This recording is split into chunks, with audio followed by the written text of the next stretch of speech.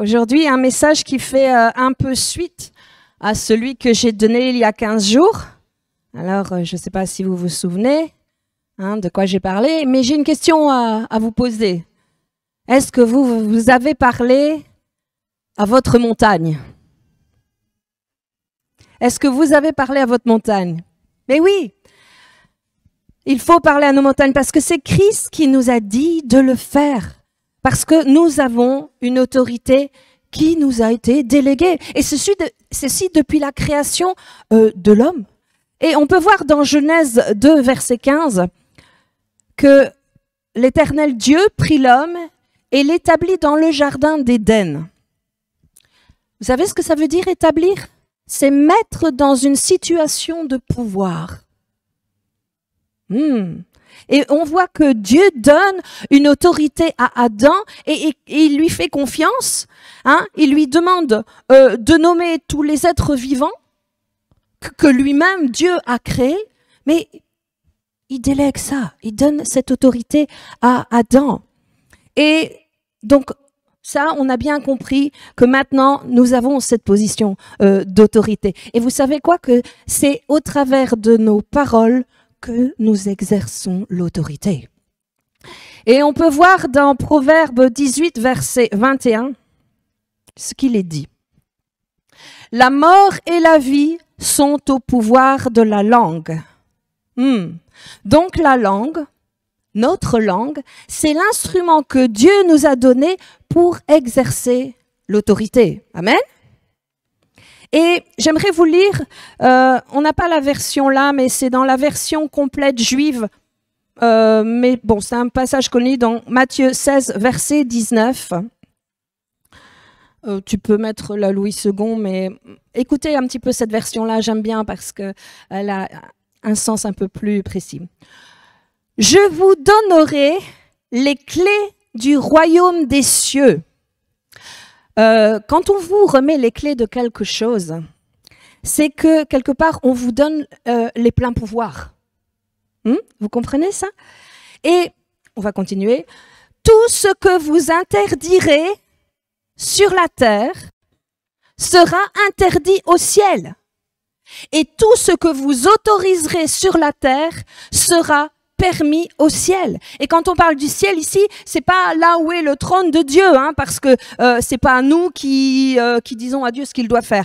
Mais on parle ici du monde spirituel dans lequel l'ennemi, Satan et ses démons, y demeurent. Et nous voyons que pour exercer cette autorité, c'est au travers de nos paroles. Nos paroles sont puissante avec cette langue qui est un instrument pour exercer l'autorité. Et nous devons apprendre à parler aux problèmes, à parler à la montagne directement. Alors, on va reprendre ce verset que vous connaissez bien, dans la version Darby, donc Marc 11, verset 23. On l'a déjà lu, mais c'est bien de le reprendre et je voudrais commenter un petit peu. En vérité, je vous dis que quiconque... Vous savez ce que veut dire quiconque? Ça veut dire que tu n'as pas besoin d'être le pasteur ou d'avoir un diplôme de pasteur, ou tu n'as pas besoin d'être né de nouveau depuis 10 ans. C'est quiconque. Parce que du moment où, le jour où vous avez reçu Jésus comme votre Seigneur et Sauveur, eh bien vous avez reçu cette autorité dans votre vie. Amen. Je continue. Je vous dis que quiconque dira à cette montagne, là encore je vais rajouter quelque chose, parce que vous savez, la plupart des gens, ils parlent à Dieu et ils demandent à Dieu pour parler à leur montagne, à leur place. Oh Dieu, enlève la maladie, Dieu fait ceci, Dieu chasse le démon. Non. C'est parce que Christ nous dit ici, Dieu ne va pas faire ce qu'il nous a commandé de faire.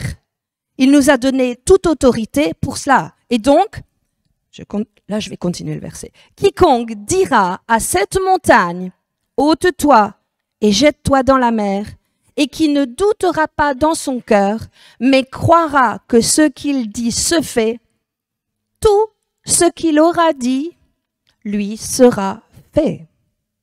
Oh, mes amis, quel pouvoir Dieu nous a donné là. Et vous savez, c'est ce que Jésus a fait durant tout son ministère. Durant plus de 3 ans, il a parlé aux problèmes, il a parlé aux montagnes, il a parlé aux figuiers, il a parlé à la fièvre. On voit avec la belle-mère de Pierre, il a menacé donc la fièvre. Il a parlé à la maladie, il a parlé aux morts. Lazare sort. Et lorsque on voit aussi quand Jésus a chassé le démon de cet enfant, on va prendre d'ailleurs ce passage dans Matthieu 17, verset 18.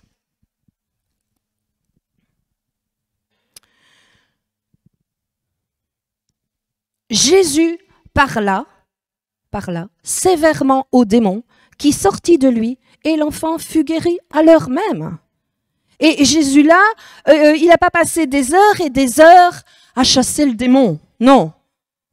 Et on n'a pas besoin de passer des heures à faire des bras de fer avec le diable. Non, quand on a compris que nous avons toute autorité en Christ et que nous sommes élevés, alors une parole est suffisante. Regardons dans Luc 8, versets 24 et 25 dans la version Semeur.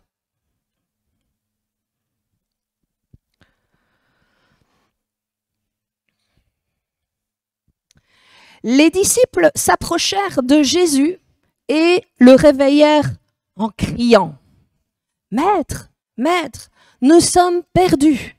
Il se réveilla et parla sévèrement au vent et aux flots tumultueux. Ils s'apaisèrent et le calme se fit. Alors il dit à ses disciples « Où est donc votre foi ?» On a vu les 5 sens, la vue, son qu'on ressent, ça devait tanguer, il devait voir, il devait entendre le bruit. Donc c'est ça que Jésus leur demande, où est donc votre foi? Comme quoi on ne doit pas s'attacher à ce que l'on voit. Quant à eux, ils étaient assis de crainte et d'étonnement et ils se disaient les uns aux autres, qui est donc cet homme? Voyez, il commande même au vent et aux vagues et il s'en fait obéir. Et là encore, une fois, Jésus, il n'a pas eu besoin de répéter, de passer du temps à commander à la tempête, de vociférer, de crier. On voit la différence. Les disciples, ils crient là, ils crient « Maître, Maître !» Ils sont dans la panique. Mais Jésus, il se lève, mais il parle. Et il n'y a pas besoin, non, une parole suffit. Parce que Jésus, il connaissait son autorité et on doit comprendre l'autorité. Alors, j'ai parlé également, il y a 15 jours, de ce centurion. Cet homme qui savait ce qu'était l'autorité parce que lui-même, il était un homme sous autorité. Donc, dans Matthieu 8, versets 8 à 9, dans la version Darby.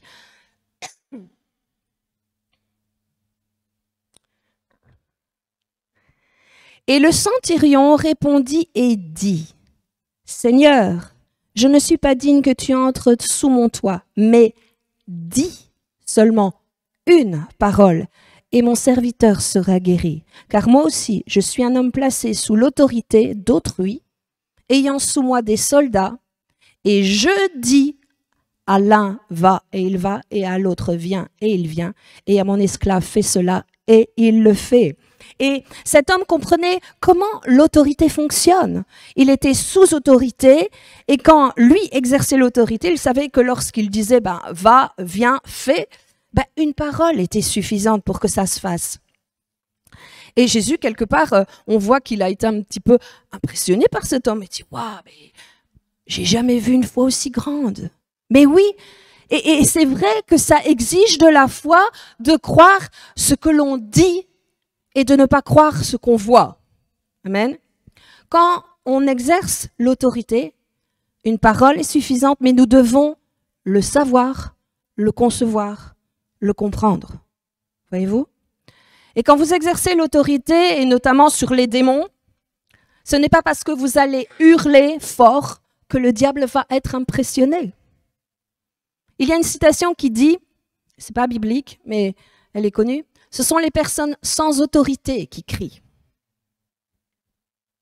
Jésus ne criait pas, mais il parlait et il menaçait.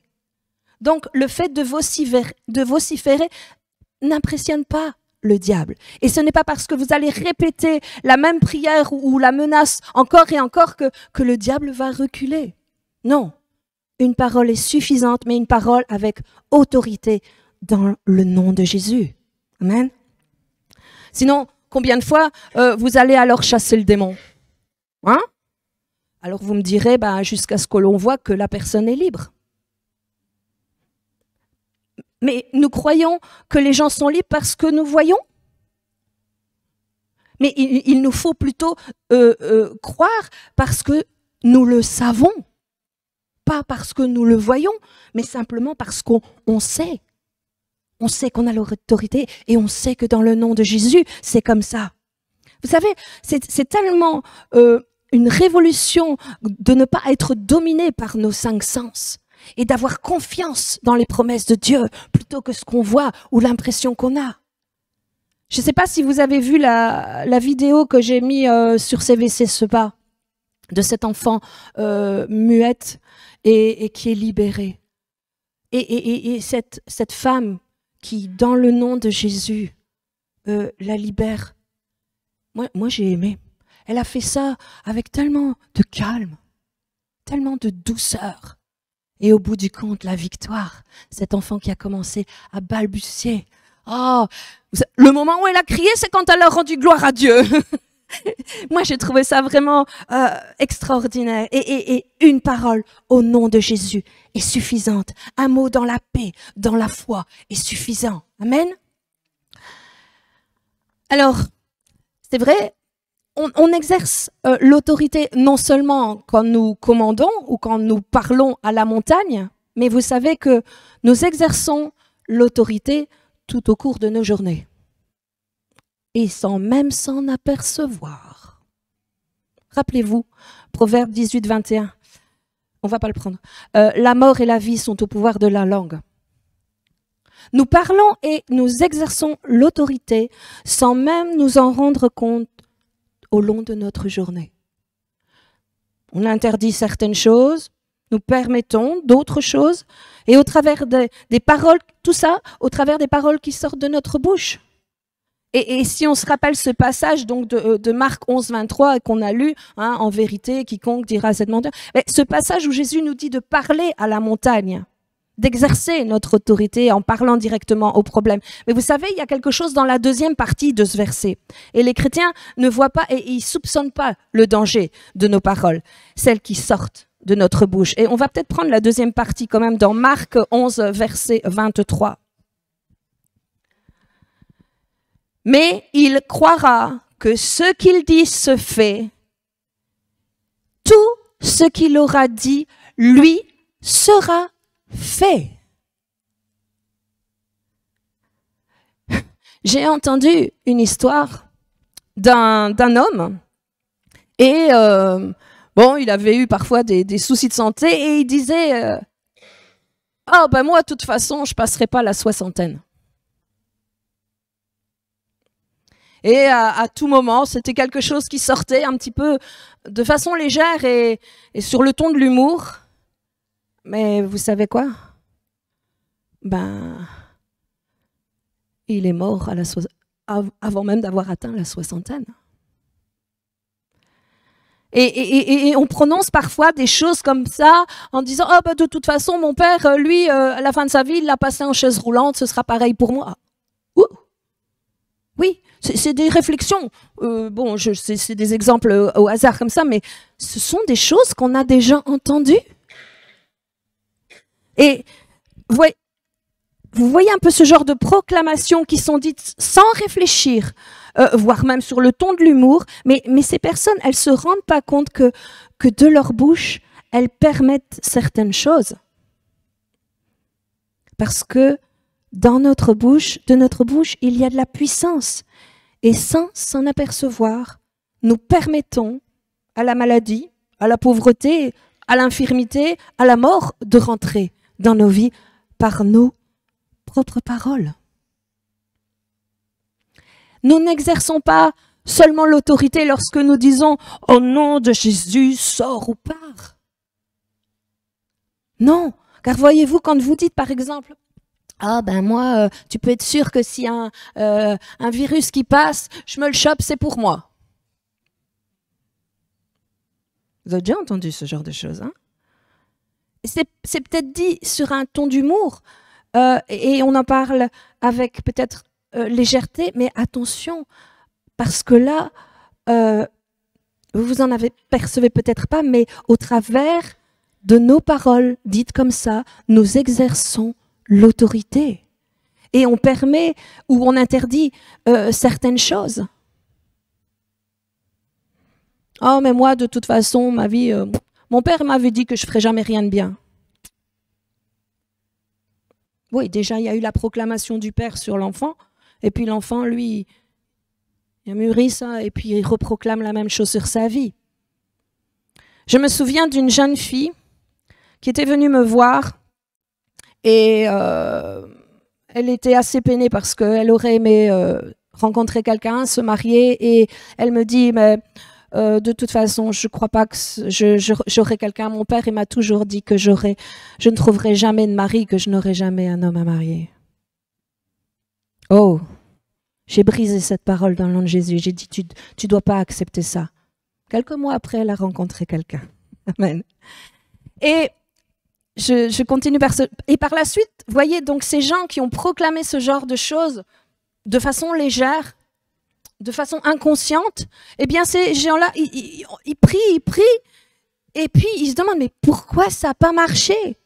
Pourquoi ma montagne, elle n'a pas bougé?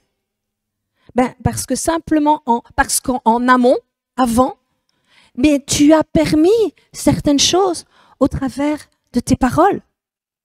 Tu as déjà verrouillé certaines choses sans t'en apercevoir. Tu as verrouillé, tu as bloqué des choses parce que tu as prononcé. Et vous savez, ça, c'est encore une stratégie du diable. Et il va continuellement nous bombarder par nos yeux, par nos oreilles, avec des paroles d'incrédulité, des paroles négatives, de maladie, d'échec, de mort. Quand on regarde maintenant les émissions télé, on est bombardé de publicité, mais maintenant on fait de plus en plus de publicité pour des soins, des médicaments, des traitements, hein, et on vous impose des choses parce que à partir de tel âge, vous aurez ci, vous aurez ça. Il faut prendre ce médicament-là. Ou inéluctablement, les femmes auront ça à partir de tel âge. Mais non. Si on veille pas et qu'on écoute toutes ces paroles négatives, quelque part ces prophéties négatives, vous savez ce qui se passe? C'est qu'elles finissent par rentrer dans notre cœur. Elles commencent à prendre autorité, oui bien sûr, mais elles commencent à prendre racine. Et il y en a même qui ont un petit symptôme. Tout de suite, ils vont voir sur Internet Doctissimo, je crois que ça s'appelle.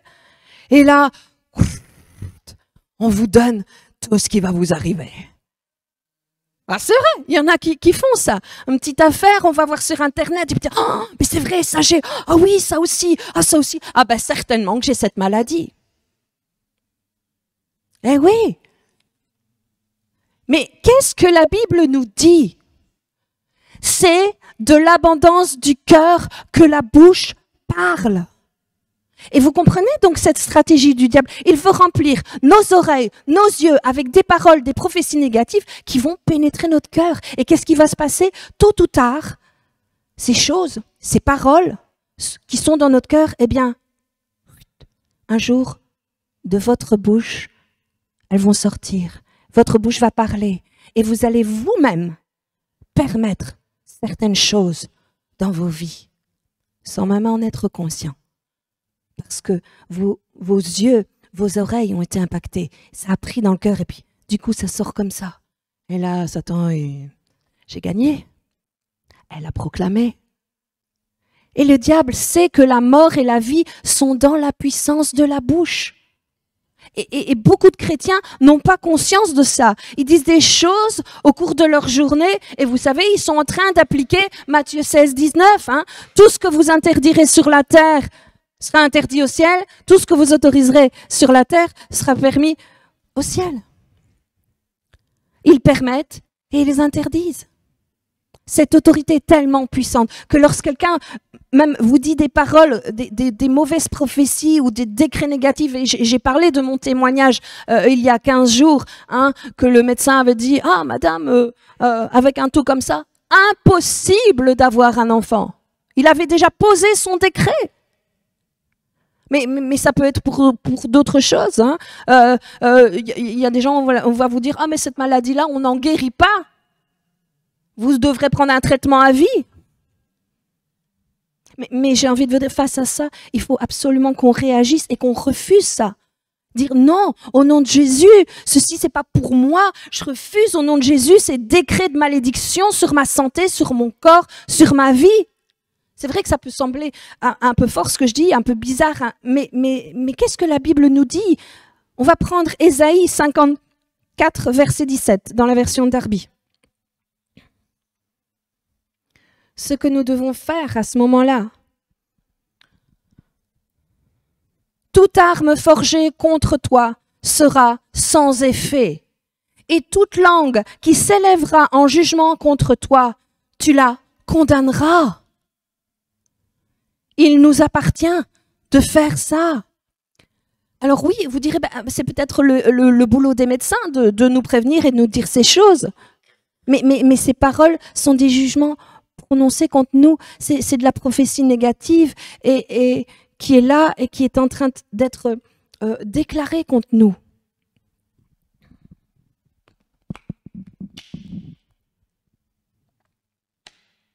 Je vais vous raconter un petit témoignage. Il y a quelques années de cela, papa a eu un problème aux intestins assez grave et il a dû être hospitalisé d'urgence. Et il y avait vraiment une grosseur au niveau des intestins, au niveau du ventre. Et ils se sont rendus compte qu'il y avait toute de l'infection qui était là. Et on ne savait pas trop qu'est-ce qui avait provoqué ça, mais bon, Dieu a permis que des gens compétents le prennent en main et l'opèrent. Et je me souviens, on était avec Roby, on était allé à l'hôpital, on avait suivi. Et pendant tout le temps de l'opération, on a prié. On a prié, on a intercédé, on a vraiment invoqué la puissance de Dieu sur Michel et que vraiment toute l'intervention soit entre les mains de Dieu. Et même, je me souviens que y avait plus personne, on n'était qu'à 2 dans la salle d'attente et il faisait nuit et on était là et on continuait de prier. Et puis le médecin est arrivé après plusieurs heures et il a dit c'était une grosse intervention, c'était une grosse opération.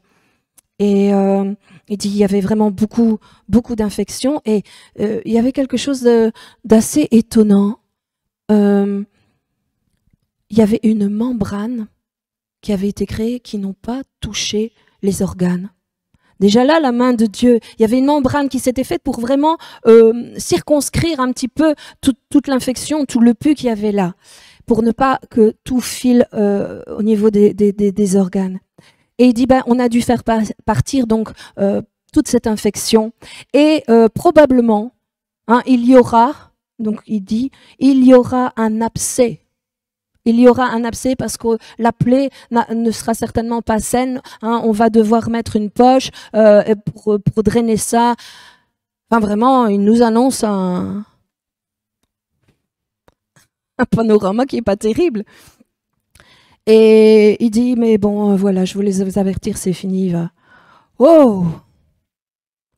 Qu'est-ce qui s'est passé? On n'a pas accepté. Alors on dit, non, là, Satan t'a déjà fait assez.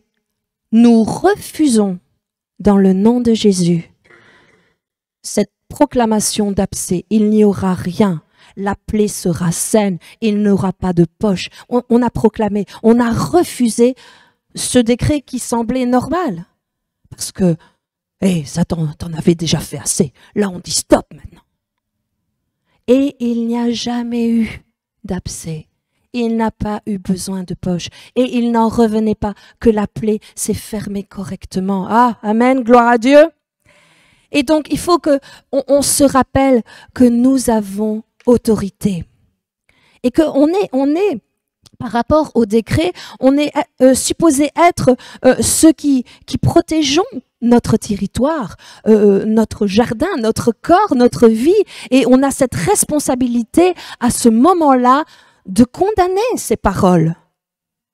Alors évidemment, c'est pas quelque chose à faire avec une agressivité devant les médecins. Mais dites merci, je sais que vous faites votre travail, mais ceci c'est pas pour moi. Jésus est mon Dieu et ce corps est le temple du Saint-Esprit. Alors non, je n'accepte pas ça. Je vais pas avoir ceci ou je vais pas avoir cela. Ou du moins si vous ne le dites pas tout haut, mais en esprit proclamez-le très fort. Amen. Et le problème c'est que vous savez, on reconnaît de ces personnes, ces médecins, des professeurs, de ces gens-là, qu'ils ont qu'ils ont une autorité sur notre vie. Et quand j'étais petite, je me souviens, j'avais un professeur qui était une professeure qui était très gentille, qui m'aimait bien apparemment, et elle a dit quelque chose sur moi. C'était pas malveillant, et elle a parlé de moi en disant « Ah, mais Agathe, c'est un oiseau pour le chat. » Vous savez quoi? J'étais petite, mais ça m'a pas plu. Je me suis dit « Tu vas voir l'oiseau. » Et j'ai pas accepté ça. Ça m'a révoltée. J'aime beaucoup les chats, rien à voir. Mais oui, les oiseaux aussi. Mais je veux pas qu'on me mette dans une condition. Et j'avais pas conscience, j'étais encore petite, j'avais pas conscience que dans le nom de Jésus, je pouvais refuser, mais intuitivement, j'ai pas accepté. Amen. Et moi parfois, je m'interroge pourquoi nous donnons plus de crédit à la parole de ces personnes. Pourquoi on retient plus leurs paroles que toutes les paroles de bénédiction, les promesses de Dieu, les bénédictions sur notre santé que Dieu a données. Si vous regardez la parole, il y a plein de promesses pour notre santé et comme par hasard, ça, on proclame pas, on s'accroche pas, mais par contre, ce qu'un médecin va nous dire ou quoi, là, on prend.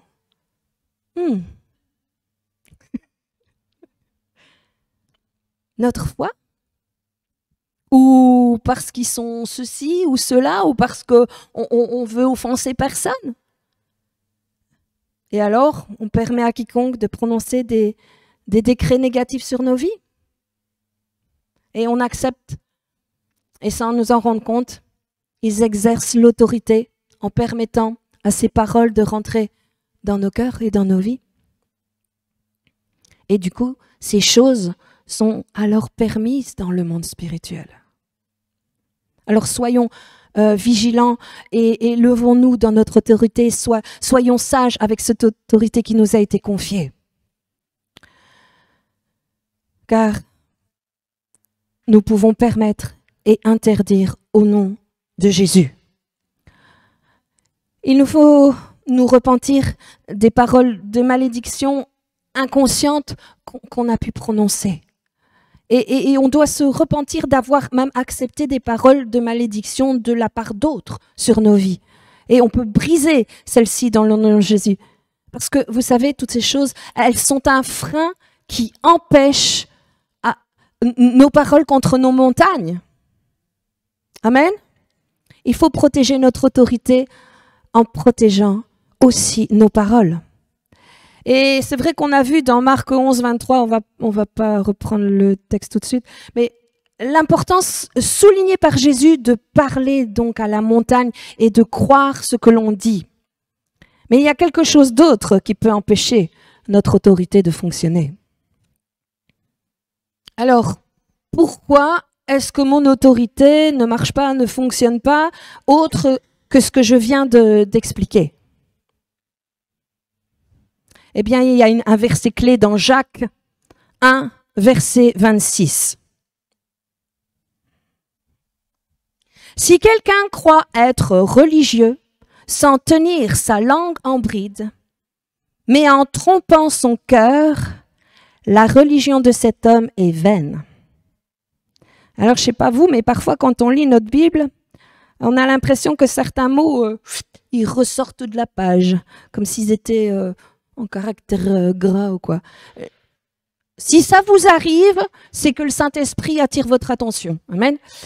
Et je crois ici qu'il y a deux mots qui ressortent de ce passage. C'est le mot embride et le mot veine. Et si vous faites une recherche sur les mots embride, ça veut dire guider, conduire, tenir sous contrôle, restreindre et maîtriser. Et le mot veine veut dire dépourvu de force, de puissance, sans résultat, stérile et sans succès. En d'autres mots, lorsque vous lisez ce verset de Jacques 1, 26, on voit que si quelqu'un croit être religieux, puissant, ayant de l'autorité, sans tenir sa langue en bride, donc ne la tenant pas sous contrôle, pas guidée, pas conduite, alors notre religion sera dépourvue de force, de puissance, sans résultat, stérile et sans succès. On a vu par contre que lorsque Dieu, lui, parle et que Jésus exerce l'autorité, là nous voyons que les choses bougent. La montagne se déplace, les démons ils sont chassés, la maladie quitte les corps, il y a aucun problème. Mais alors, pourquoi est-ce que quand Dieu parle, quand Jésus parle, les choses se passent? Quand Jésus exerce l'autorité, la montagne bouge, la maladie part et les démons fuient. Pourquoi?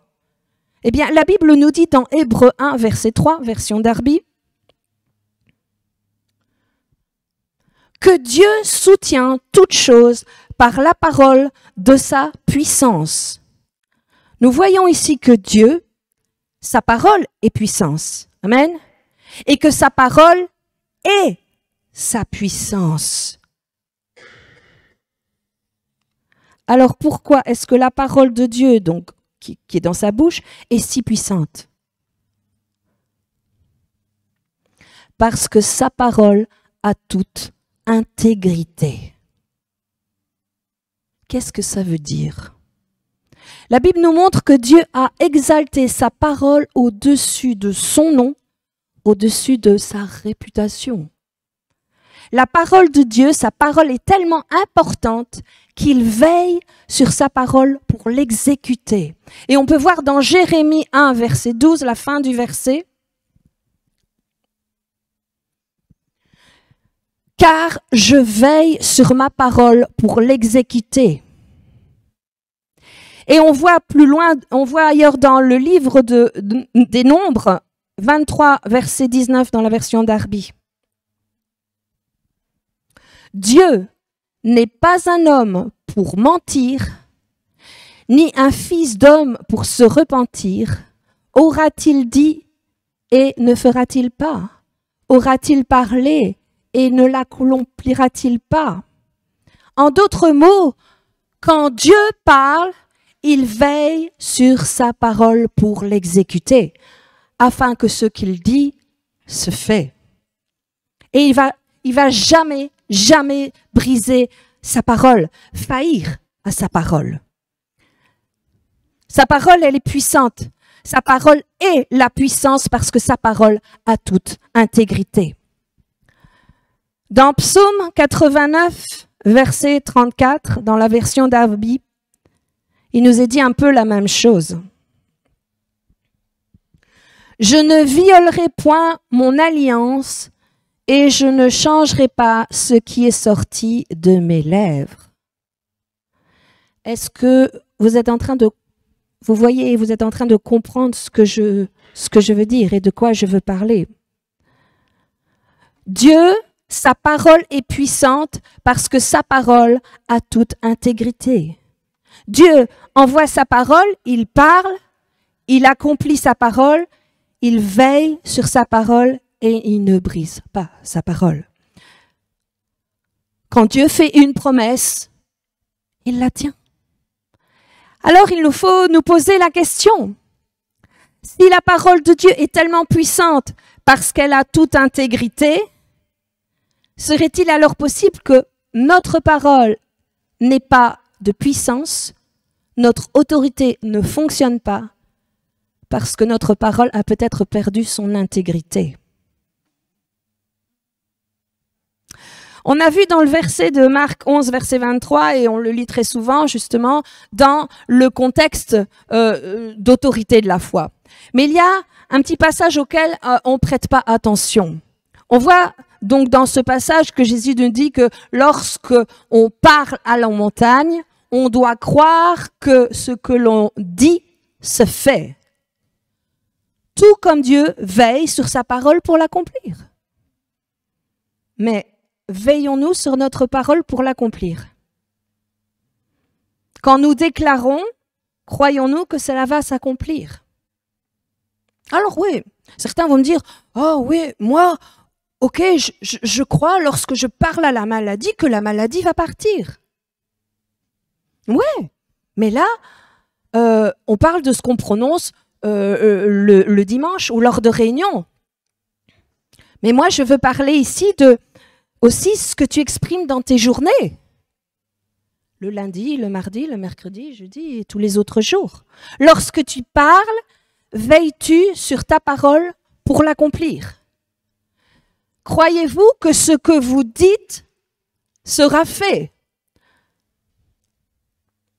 Quand vous dites à quelqu'un, ouais, ok, je serai là à 10 heures pour t'aider, pour faire ceci ou pour faire cela. Est-ce que vous êtes là à 10 heures? Est-ce que vous veillez sur votre parole? Est-ce que vous accomplissez votre parole? Ou si un frère ou une sœur qui est dans un moment difficile vous exprime tout son problème, toute sa difficulté, vous lui dites « Ah ben, on va prier pour toi ». Est-ce que vous le faites vraiment? Ou c'est un moyen poli d'abréger la conversation parce que les problèmes et les difficultés des autres vous ennuient? J'ai conscience que je vous choque peut-être là, mais est-ce que vous croyez ce que vous dites et ce que vous allez faire? Vous voyez? Vous savez, nous sommes dans une génération où notre parole n'a plus d'importance. Elle n'a pas de valeur parce que Satan nous a convaincus que notre parole ou ce que nous disons, ça peut être pris à la légère. On peut exagérer, on peut embellir l'histoire, on peut déformer, on peut trahir la vérité et dire tout ce qu'on a envie ou tout ce qu'on pense. Et faire des promesses qu'on ne tiendra pas. Et on pense, bah, c'est pas grave, c'est sans conséquence. Mais vous savez ce que je pense réellement? C'est qu'à ce moment-là, notre parole, elle perd toute son intégrité. Et je vous rappelle ce témoignage qu'on a déjà entendu. C'était une jeune missionnaire en Afrique, elle avait été invitée à prêcher un dimanche. Et le pasteur, le pasteur de cette église africaine, lui dit, bah, je passe te prendre vers 7h30. Et du coup, ce jour-là, elle était fin prête. À 7h25, elle était là, prête, avec sa Bible, ses notes et tout. Hein? Et 7h30, personne. Bon. 7h40, personne. 8h moins 10, personne.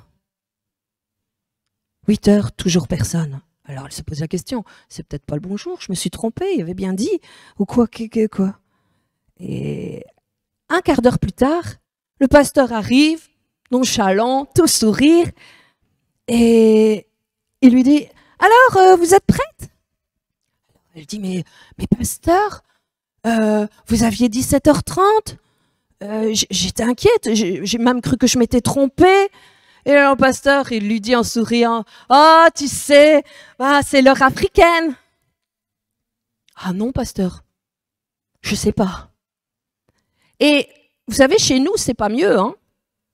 Il y a un tel mépris de la parole, on a même ce dicton, les paroles s'envolent et les écrits restent. Pas dans le royaume céleste. Pas dans le royaume de Dieu. Et vous voyez, très souvent, on se base sur notre culture dans laquelle on vit, mais il faut absolument qu'on comprenne qu'on n'appartient pas à cette culture. Nous appartenons à une citoyenneté, non pas africaine, non pas européenne ou américaine, mais notre citoyenneté est le royaume de Dieu. Et dans le royaume de Dieu, notre parole doit avoir toute intégrité. Amen. Car si nous ne veillons pas sur notre parole pour l'accomplir, si on parle tout en sachant que ça va pas se faire, qu'on dit qu'on va être là à 10h pour aider et qu'on arrive à 11h15, ou que l'on fait des promesses, oui, je vais venir t'aider, ou je vais te donner ceci, ou je vais faire cela, et qu'ensuite vous changez d'avis en vous disant, oh, c'est bon, elle comprendra après tout. Alors si c'est fait à un chrétien, encore mieux parce que, elle est chrétienne. Hein. L'amour supporte tout. Moi, je voudrais vous dire, il y a quelque chose là qui me gêne parce que je trouve ça un manque de respect. Vous donnez un rendez-vous ou quoi à une heure précise. Bon, on peut être tributaire d'un moyen de locomotion ou quoi, avoir du retard. Mais parfois, je vois des choses et la personne s'est préparée, elle a dit qu'elle avait rendez-vous, elle arrête ce qu'elle est en train de faire, elle vient et elle attend. Et elle attend l'autre, et elle attend l'autre. Bon, au bout d'un moment, on s'inquiète, on donne un coup de fil. Et alors, oh t'inquiète, je suis là dans une demi-heure. Ah, mais ça fait 1 heure que je t'attends, 1h30. Est-ce que, si tu mets la situation à l'envers, est-ce que toi, tu aimes bien d'attendre après l'autre? Est-ce que le temps des autres, pour vous, ça ne vaut rien? C'était ma parenthèse.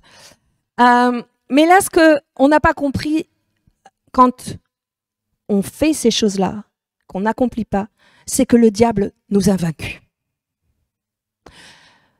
Que nos paroles n'ont aucune importance, que l'on peut parler à la légère, promettre et briser nos paroles, que ça n'aura aucune conséquence, quand en réalité, dans le royaume de Dieu, notre parole ou l'intégrité de notre parole est liée à l'efficacité de notre autorité. Il y a un bon exemple dans la Bible, celui de Josué. C'est Josué 9.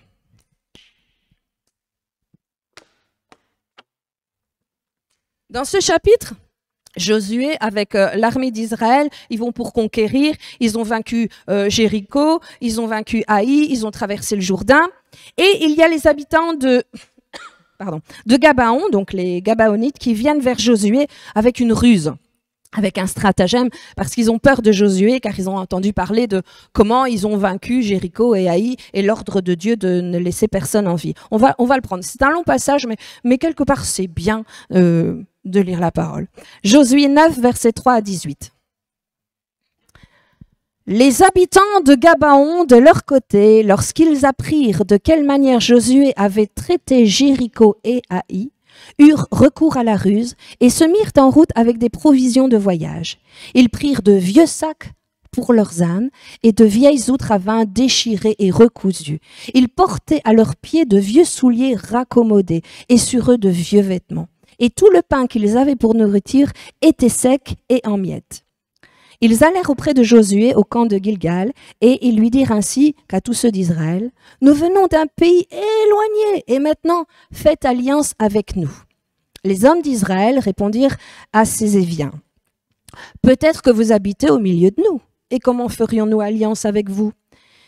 Ils dirent à Josué, « Nous sommes tes serviteurs. » Et Josué leur dit, « Qui êtes-vous et d'où venez-vous » Ils leur répondirent, « Tes serviteurs viennent d'un pays très éloigné, sur le renom de l'Éternel ton Dieu, car nous avons entendu parler de lui, de tout ce qu'il a fait en Égypte et la manière dont il a traité les 2 rois des Amoréens au-delà du Jourdain, Sion, roi de Hesbon, et Og, roi de Bassan, qui étaient à Ashtaroth.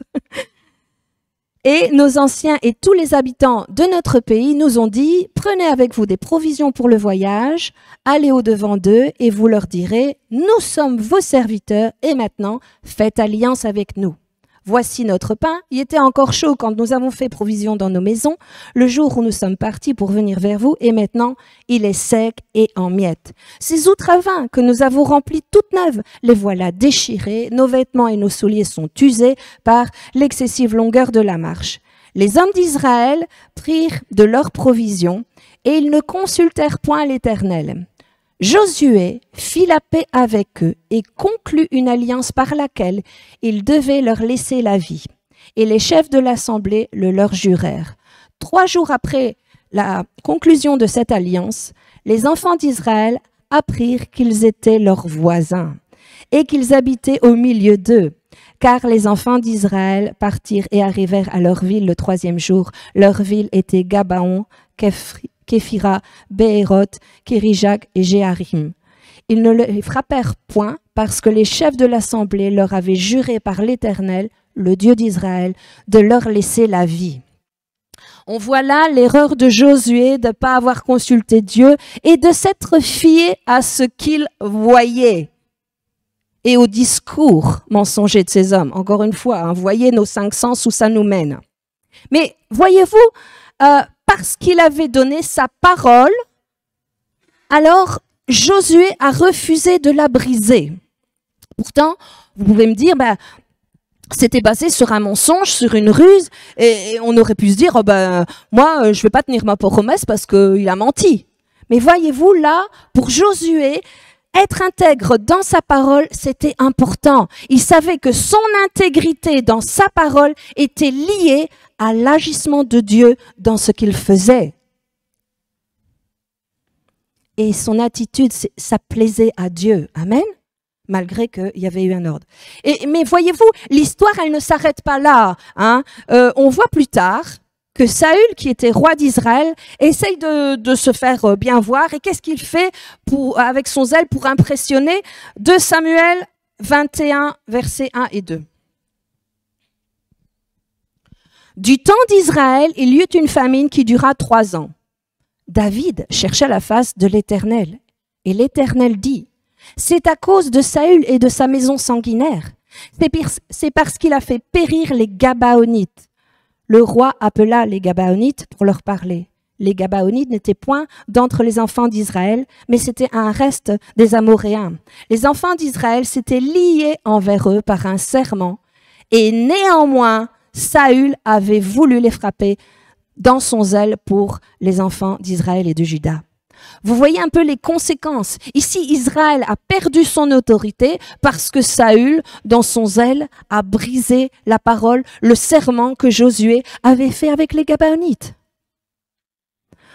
Et on voit là que dans l'Ancien Testament, donner sa parole, c'était comme signer un contrat. C'était fixer une alliance et ils ne prenaient pas leur parole à la légère parce que leur autorité et leur puissance et leur bénédiction étaient liées avec l'intégrité de leurs paroles. Alors, il nous faut absolument prendre conscience de l'importance de notre parole et de l'intégrité de notre parole. Cela veut dire qu'on doit tenir notre langue en bride. Et nous devons pas tromper notre propre cœur en exagérant, en mentant et en brisant nos promesses. Nous devons protéger nos paroles, protéger notre cœur afin de protéger notre autorité. C'est pour ça que Jésus, il a été clair là-dessus, hein, dans Matthieu 5, verset 37, dans la version Darby. Mais que votre parole soit oui, oui, non, non. Car ce qui est de plus vient du malin. Ceci, ça veut dire que nous devons être des personnes qui veillons sur notre parole pour l'accomplir. Si nous disons oui, que ça reste un oui. Si nous disons non, que ça reste un non. Il ne faut pas en rajouter pour essayer de justifier. Amen. Et nous devons développer une telle intégrité que notre autorité a une puissance et une force. Et lorsqu'on parle, une seule parole est suffisante. Nous n'avons pas besoin de crier, de hurler, de répéter. Nous savons que nous avons toute autorité, car toute autorité nous a été donnée, mais si nous avons toute intégrité. Et je voudrais rajouter aussi quelque chose qu'en tant que parents, nous puissions garder notre autorité. Ce n'est pas aux enfants de dominer ou de contrôler, voire de manipuler les parents. Vous savez, les enfants, ils essayent parfois de tester les parents et de voir si le parent tient dans son autorité. Il faut savoir tenir. Tenir son oui, qu'il soit oui, et son non, que c'est non. Disons pas des menaces ou des punitions en l'air. Hein. Tu feras pas ça, tu n'iras pas là, tu n'iras pas au cinéma, tu n'iras pas chez tes copains. Et tenez ce que vous avez dit. Tenez votre parole, que ce soit dans la réprimande comme dans une promesse de récompense ou autre. Et si vous n'avez pas tenu cette promesse, et comme Christ nous l'enseigne, demandez pardon à votre enfant ou à la personne. C'est important pour les parents de montrer un exemple de votre intégrité. Vous savez, si vous ne faites pas ça, vous aurez auprès d'eux aucune crédibilité. Et vous n'aurez pas de leur part de respect.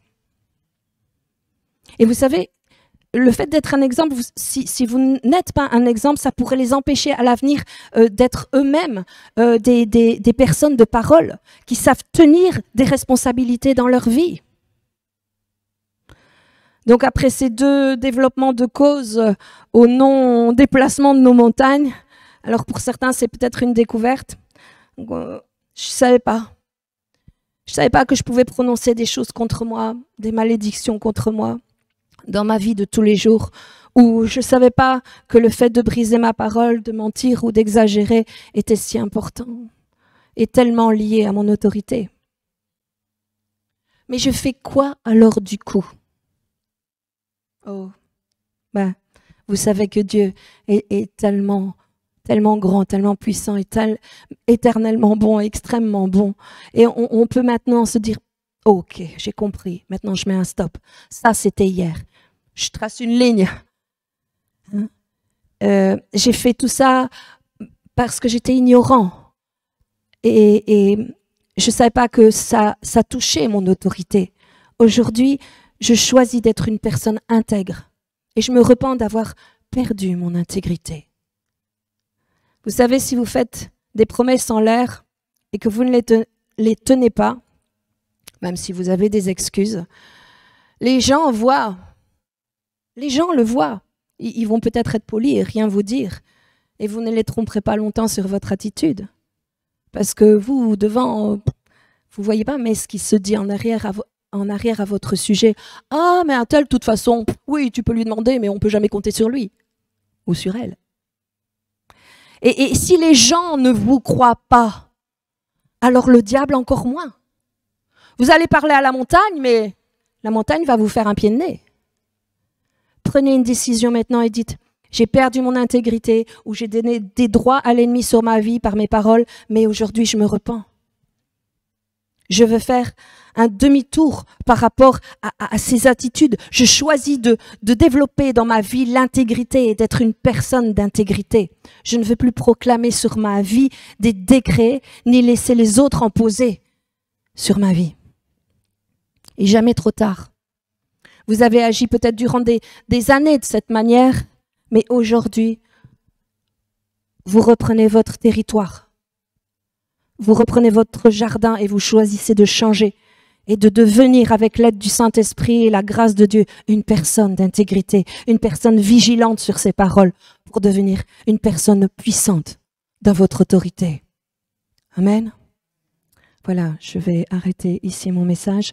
Il y a encore beaucoup de choses à dire par rapport à ce sujet, mais je pense que c'est déjà des choses qui vont permettre de débloquer des situations parce qu'on va prendre conscience et on va travailler contre ces choses-là qui empêchent que notre montagne bouge. Amen. Je vous souhaite un bon dimanche à tous.